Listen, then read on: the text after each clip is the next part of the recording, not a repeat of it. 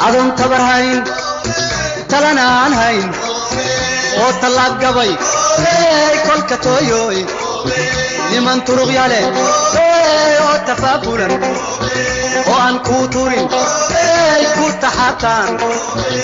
إلا قولت هاقو تشوينا والله قوتاني تويو تشوينا والله قوتاني تويو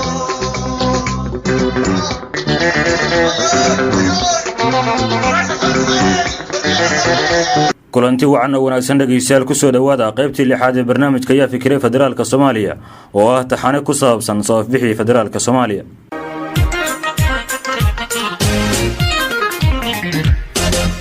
qaybihii afraad iyo shanaad ee taxanaha waxa aad ku dhageysateen aasaaska federaalka Soomaaliya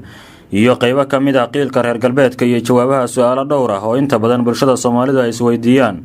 qaybtaana waxa aad ku dhageysan doontaan qaybo hor leh oo kamid ah qiilka reer galbeedka iyo jawaabaha su'aalo kale ee hor leh. qubaradii reer galbeed ee diyaarisay warbixintan xiganayno waxa ay sheegeen in caasimadda federaalka meesha ay noqonayso ay tahay arrin u baahan in la adkeeyo waxa ayna intaas ku dareen haddii Soomaaliya ay qaadato federaalka in loo baahan doono caasimadda in laga bedelo magaalada Muqdisho oo loo raro meelo kale. tusaalaha sida weyn loogu faaqiday warbixinta ay diyaariyeen qubarada reer galbeedku waa wadanka Switzerland oo dawladdiisu ay ku dhisan tahay federal. waxaa si faahfaahsan loogu soo bandhigay warbixintan sida uu u samaysan yahay federaalka Switzerland. qubaradii reer Yurub waxa ay ku taliyeen in federaalka Soomaaliya loo dhiso sida uu u dhisan yahay midka Switzerland. dhisida dawlad federaal ah waxa ay u baahan tahay tixgelin gooni ah oo ku saabsan bulshada qaadanaya nidaamka federaalka.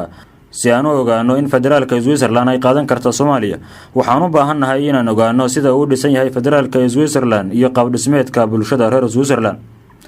sida uu dhisan yahay federaalka Switzerland ee qubarada reer galbeedku ay ku taliyeen in mid la mid ah loo dhiso Soomaaliya iyo farqiga u dhaxeeya bulshooyinka Switzerland iyo Soomaaliya waxa warbixinta soo socota ku eegaya Burhaan Diini Faarax oo kulmiye ka tirsan. wadanka Switzerland waa dal yar oo dadka ku nool tiro ahaan ay gaarayaan 8 milyan sida lagu ogaaday tirokoob la sameeyay sanadkii 2013 waana dal haysta nidaamka federaalka. federaalka Switzerland waxaa saldhig u ah dastuur la sameeyay sanadku markuu ahaa 1948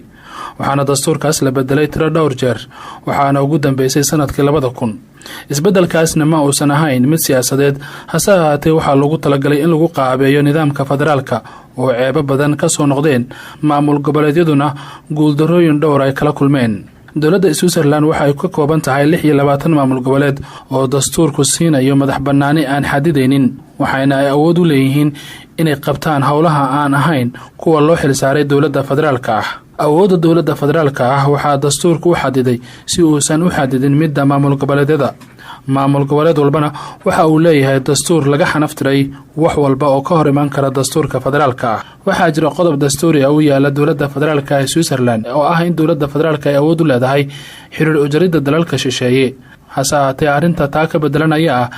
in maamul goboleedyadu ay awood u leeyihiin inay sii joogteeyaan xiriirka dhaqaalaha iyo arrimaha nabadgelyada quseeya ee kala dhaxeeya dowladaha shisheeye ee dowladda federaalka ah xiriirka u jartay. waxyaabaha u gaarka ah federaalka Switzerland ee haddii mid la mid ah Soomaalidu dhistaan lala yaabi doono ayaa ah in dalkaasi uusan lahayn hal madaxweyne hase ahaatee uu leeyahay madaxweyne wadareed loo yaqaano golaha federaalka. golaha federaalka wuxuu ka kooban yahay 7 xubnood oo siman. dastuurka Switzerland ayaana gudoomiyaha golaha federaalka siinaya cidii lagu doorto kulanka guud ee hogaamiyaasha maamul goboleedyada.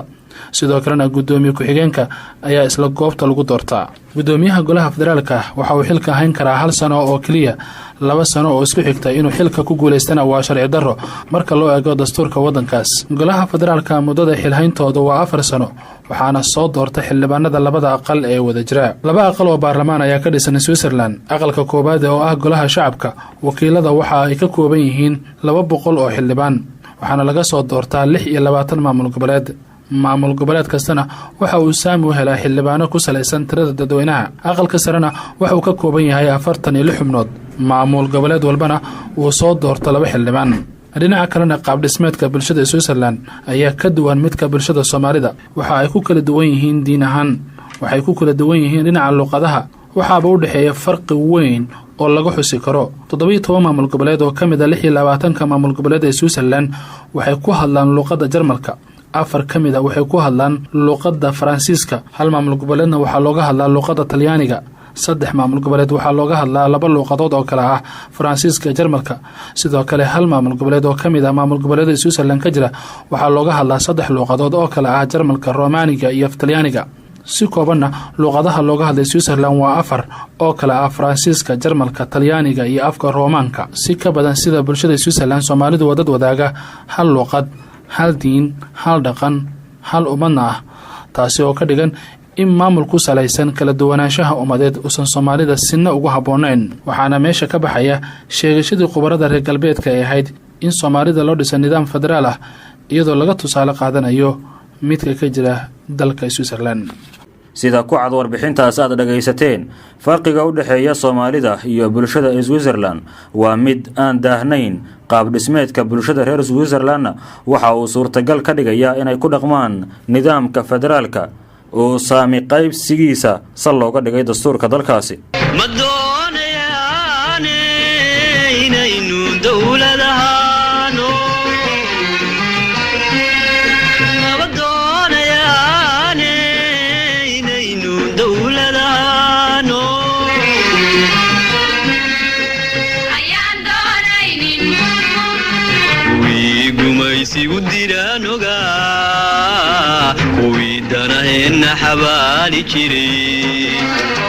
wii gumaysigu diraan ogaa kuwii danaheenna xabaali jiray aynu dirla aynu dagaale ka dhigtoonaada dadka yago aynu dirla aynu dagaale ka dhigtoonaada dadka yago intaasna waxaa ku soo gabagabeynaya dhageystayaal qaybtii 6aad ee barnaamijka yaa fikirey federaalka Soomaaliya oo aad ku dhageysateen qeylkii iyo tusaalihii ugu weynaa ee reer galbeedka ay u cuskadeen federaalka Soomaaliya tan iyo intaynu qaybta 7aad ee barnaamijkan ku kulmi doonana waxaan idinkaga tagayaa sidaas iyo nabadgelyo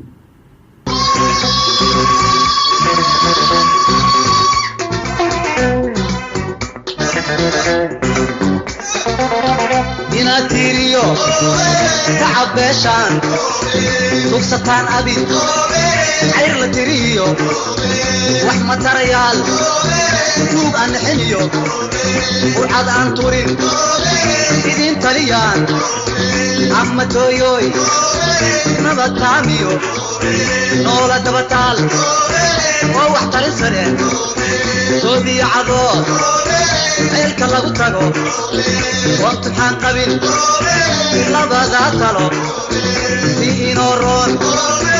وقت اللابسدا تشوينا وانا روكا